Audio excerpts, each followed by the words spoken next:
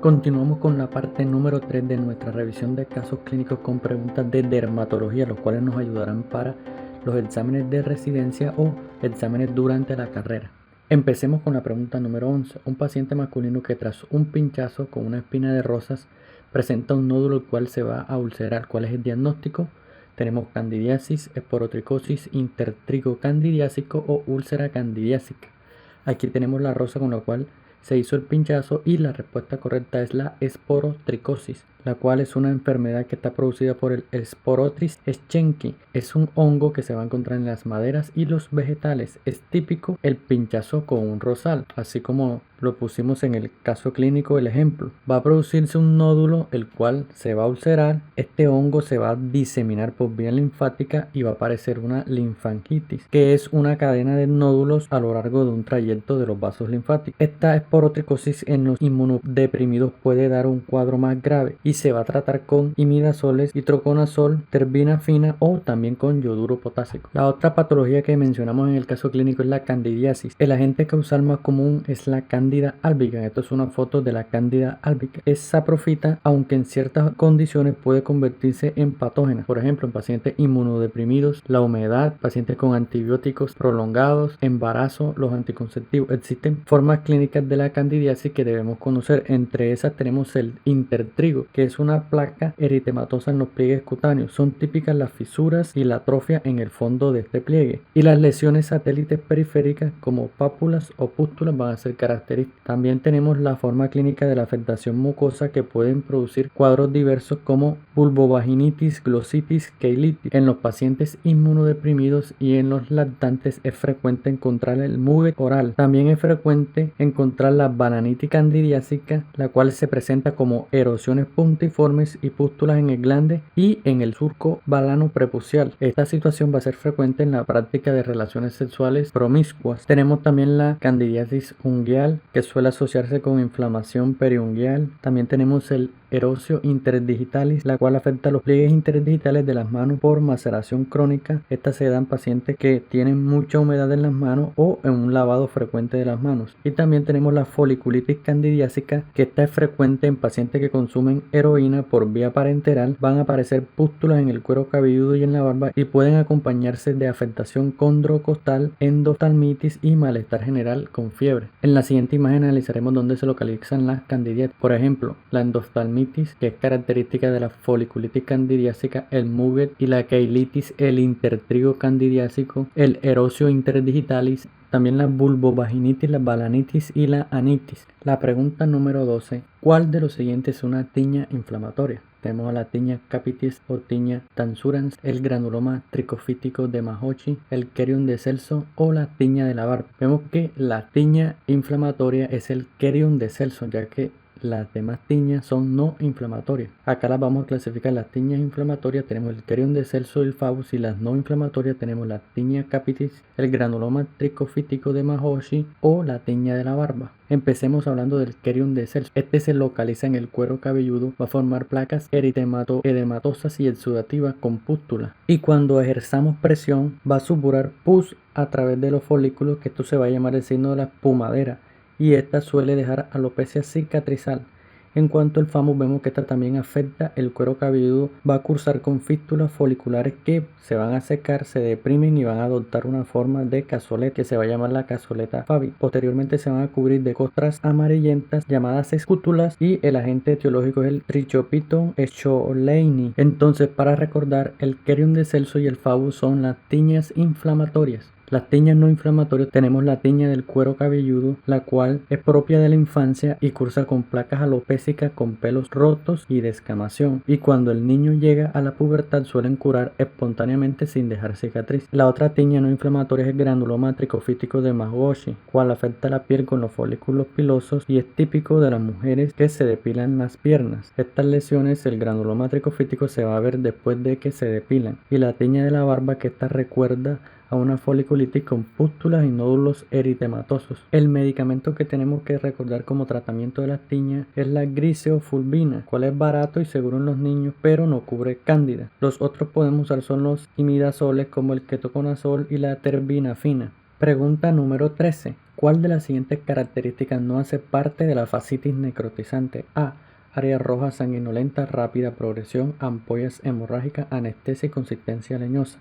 Vemos que las áreas rojas sanguinolentas no hacen parte de la fascitis necrotizante porque son áreas de color gris azulada. Por lo tanto, hablemos de la fascitis necrotizante, el cual se trata de un cuadro extremadamente grave en el que acontece una necrosis rápida y progresiva de la grasa subcutánea y de la fascia. Es más frecuente que se den en los pacientes ancianos, diabéticos, alcohólicos, con insuficiencia cardíaca o enfermedad vascular periférica. Se da por una infección mixta, entre ellas bacterias aerobias y anaerobias, y solo un 10% es causado por el estreptococo del grupo A. La fascitis necrotizante comienza como una celulitis rápidamente progresiva que no va a responder a ningún antibiótico. A las 36 horas ya va a aparecer una coloración gris azulada característica que se puede asociar también a exudado maloliente, ampollas violáceas o hemorrágicas. Conforme el cuadro avanza, también se va a ver induración de los tejidos subcutáneos con consistencia leñosa, y también se va a producir anestesia por destrucción de los nervios cutáneos, que esto obviamente va a indicar una afectación profunda y va a causar un choque. En cuanto al tratamiento, la medida más importante es la exploración quirúrgica lo más pronto posible, es decir, una fasciotomía precoz, y se debe instaurar antibióticos de amplio espectro frente a gram positivos, anaerobios y bacilos gram negativos, como por ejemplo la piperacilina tazobactam.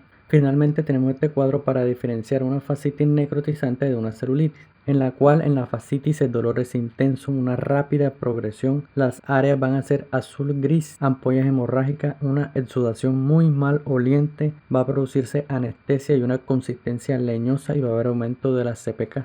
¿Cuál es la lesión más específica de la escabiosis? Tenemos A. El prurito nocturno, las escamas al rascado, el surco acarino o los huevos del parásito. La respuesta correcta es el surco acarino, por lo tanto hablaremos de escabiosis. La escabiosis está ocasionada por el ácaro Sarcoptes scabiei, tiene un periodo de incubación de hasta un mes. Acá en la imagen vemos el famoso surco acarino, y clínicamente la escabiosis se presenta un prurito generalizado que es más frecuente e intenso en la noche y suelen contagiarse el paciente y todos sus familiares. Aquí en la imagen vemos nuevamente donde se ve el surco acarino. En la imagen vemos que las lesiones aparecen entre los dedos de las manos, en las muñecas, en los pies, hasta en los genitales, también en las areolas mamarias y en las axilas. Suele respetar la espalda y la cara. Como les decimos, la lesión más específica es esta, el surco acarino, en cuyo extremo está la eminencia acarina, zona de avance del surco y donde se encuentra el parásito. Tenemos varios tipos de sarco. Tenemos la escabiosis, también se llama sarna, y tenemos la sarna noruega, la cual es típica de inmunodeprimidos, y esta va a presentar una hiperkeratosis generalizada y costras. Va a producir poco prurito, pero es demasiado contagiosa porque existen muchos ácaros. Y también tenemos la sarna nodular, que es la persistencia de nódulos pruriginosos pese al tratamiento. Las lesiones van a aparecer en las axilas y en los genitales. El prurito se va a deber a un fenómeno de hipersensibilidad frente al ácaro que ya está muerto, y esta se trata con corticoides.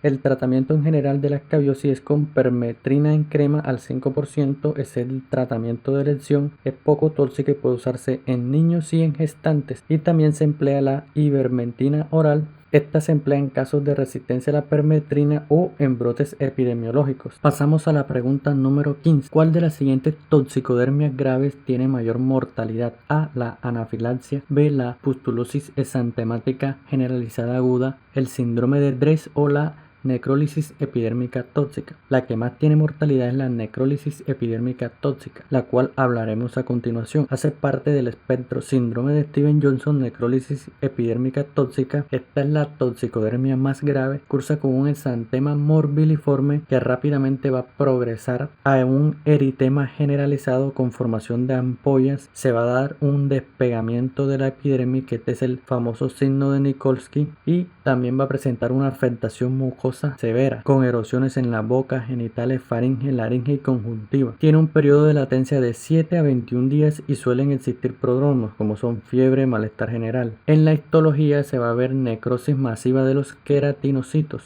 y se va a clasificar de la siguiente manera. Se va a llamar síndrome de Stevens-Johnson si el despegamiento es menos del 10%. se va a llamar necrólisis epidérmica tóxica si el despegamiento de la piel es más del 30%. El síndrome de Stevens-Johnson tiene una mortalidad del 5% y la necrólisis epidérmica tóxica una mortalidad del 30%. Aquí la respuesta de la pregunta. Se relaciona con medicamentos como los anticonvulsivantes, allopurinol, AINES y sulfamidas, y también se relaciona con el Mycoplasma pneumoniae en cuanto a las bacterias. En los niños hay que hacer diagnóstico diferencial con el síndrome de piel escaldada estafilocócica. También hay que recordar las patologías que tienen signo de Nikolsky positivo, como son síndrome de Stevens-Johnson, necrólisis epidérmica tóxica, síndrome de la piel escaldada estafilocócica y el pénfigo. El tratamiento va a consistir en un ingreso a la unidad de cuidados intensivos precoz, donde se hará toda la monitorización, ideal que sea una UCI de quemados, donde monitoricemos el balance hidroelectrolítico. Hay que dar profilaxis antibiótica, medidas de soporte. Resulta controvertido el uso de esteroides sistémicos, también de inmunoglobulinas y de ciclosporina, pero existen trabajos recientes que muestran resultados prometedores con terapia anti-TNF con etanercept y infliximab. Otra toxicodermia grave es el síndrome de Dress, el cual significa una reacción adversa de una droga con eosinofilia y síntomas sistémicos. Va a cursar con un exantema morbiliforme que se va a asociar a fiebre, eosinofilia, que va a ser muy llamativa, edema facial, adenopatías y afectación orgánica, principalmente del hígado, con hepatitis y elevación de las transaminasas. Puede tener hasta un 5 a 10% de mortalidad. Es la toxicodermia grave con mayor periodo de latencia, que puede presentarse a los 15 o 40 días después de la introducción del fármaco. Los fármacos más frecuentemente descritos son los anticonvulsivantes, las sulfamidas, el allopurinol y abacavir. La otra toxicodermia grave que quizás marcaríamos esta respuesta a la anafilaxia, pero vemos que es una reacción aguda, es mortal, tiene lugar minutos después de la administración del fármaco, normalmente por vía intravenosa, cursa con signos de shock como taquicardia e hipotensión, y también va a haber una combinación con clínica cutánea como urticaria y angioedema.